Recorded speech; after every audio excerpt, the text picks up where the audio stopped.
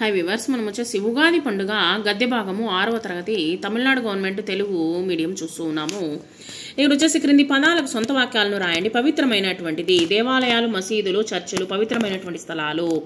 అభిమానము మా గురువు గారంటే మాకు చాలా అభిమానము. శుభాకాంక్షలు నేను తరగతిలో చదువుల్లో మొదటి స్థానం సంపాదించినందుకు మా గురువు గారు ఉపాధ్యాయులు నాకు శుభాకాంక్షలు తెలిపారు. సంఘీభావము సంఘపరమైనటువంటి పండుగలను జరుపుకున్నట వలన మనలో సంఘీభావం అనేటువంటిది ఏర్పడుతుంది. అంటే మనమంతా ఒకటే అనేటువంటి భావము.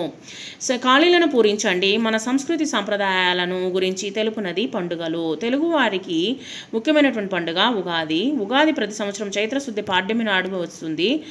ఉగాది తెలుగు జాతి నాగరికతకు పునాది. ఇక్కడ క్రింది పదాలను విడదీసి రాయండి. జన్మదినోత్సవము, జన్మ ప్లస్ దినోత్సవము, ముఖ్యము ప్లస్ అయిన, యుగాది యుగము ప్లస్ ఆది.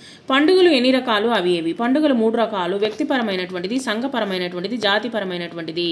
ఉగాది అని పేరు వచ్చుటకు గల కారణం ఏమిటి? మన పూర్వ సంస్కృతిని తెలిపేదే ఉగాది పండుగ, ముఖ్యమైనటువంటి పండుగ. ఉగాదిని యుగాది అని కూడా అంటారు. యుగాలు 4: కృతయుగము, త్రేతాయుగము, ద్వాపరయుగము, కలియుగము. కలియుగ ప్రారంభమైన రోజున ఉగాది అన్నారు.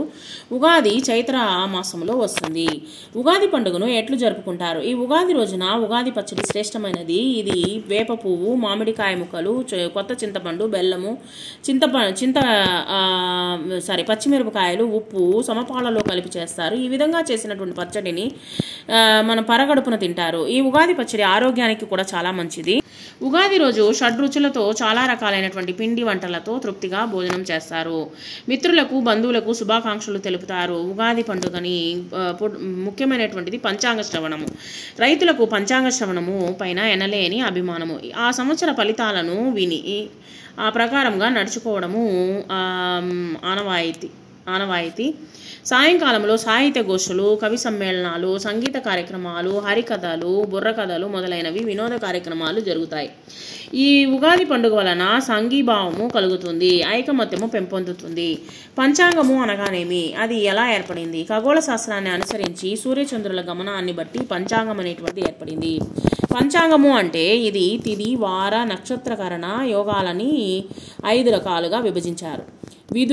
తిథులు 15, వారాలు 7, నక్షత్రాలు 27. ఇవన్నీ కలిస్తేనే పంచాంగము.